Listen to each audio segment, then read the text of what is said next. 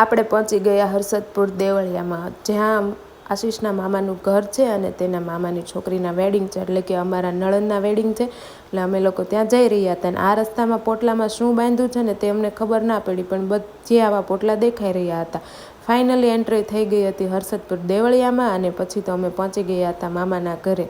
ત્યાં પહોંચ્યા ને ત્યાં તો બ્રાઇડલ અમારું સામેથી જ સ્વાગત કરવા આવી ગયા હતા અને કહેતા હતા, આવો આવો, અને આ છે કાનુનો અમારો નાનો ભાઈ. અને ત્યાં જઈ જોયું ત્યાં તો ગુલાબનો જથ્થો એટલો બધો આવી ગયો હતો. બહુ બધા ગુલાબ પણ આવી ગયા હતા, ગલગોટા પણ હતા, ચીકુ પણ બહુ બધા હતા. આ છે ડુંગળી, અને એની ઉપર મેં આવું ફ્લાવર પહેલી વાર જોયું. તમે જોયું છે કે નહીં? મેં તો આજે પહેલી વાર જ જોયું કે ડુંગળીની ઉપર આવી રીતે ફૂલ પણ થતું હોય છે. લીંબુડી છે, પણ લીંબુડીની અંદર તો લીંબુ હતા જ નહીં. અને પછી તો નાના નાના ટમેટાં પણ બહુ જ બધા દેખાઈ ગયા હતા, અને તે એકદમ ખાટા અને મસ્ત હોય છે. આ બાજુ પહોંચ્યા ને ત્યાં તો થઈ ગઈ હતી અમારું જમવાનું તૈયાર. એટલે આપણે બેસી ગયા મસ્ત રીંગણા બટેકાનું શાક, દાળ, ભાત ને રોટલી. હજુ પણ દેશમાં આવી રીતે પંગત પાડીને જ જમવા બેસતા હોય છે. આ બાજુ જોયું ને ત્યાં તો એકદમ લીલી લીલી વરિયાળી પણ હતી. ને આ છે અમારો ઉતારો. અમને ત્યાં જ રહેવાનું હતું 2 દિવસ માટે.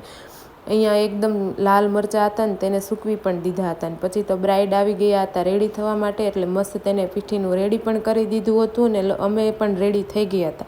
હવે અમે લોકો જઈ રહ્યા છીએ કેરાળામાં, જે અમારું ગામ છે કેરાળા. ત્યાં જવાના છીએ અમે પીઠી કરવા માટે.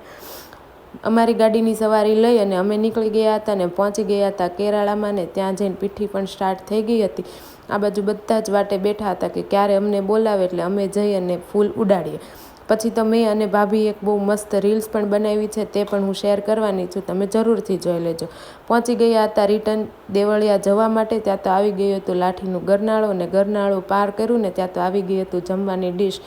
મસ્ત એવું જમી લીધું હતું. સાંજે બહુ ફાઇન જમવાનું હતું. અને પછી તો ગીત ચાલુ થઈ ગયા હતા. બધાએ બહુ જ ગીત ગાયા હતા અને ફટાણા પણ બહુ ગાયા હતા. કાલે છે અમારે સવારે માંડવો, અને એનો ફૂલ બ્લોગ પણ અમે મૂકવાના છીએ, તો તમે જરૂરથી જોઈ લેજો. અને લાઇક, શેર અને સબસ્ક્રાઈબ જરૂરથી કરી આપજો.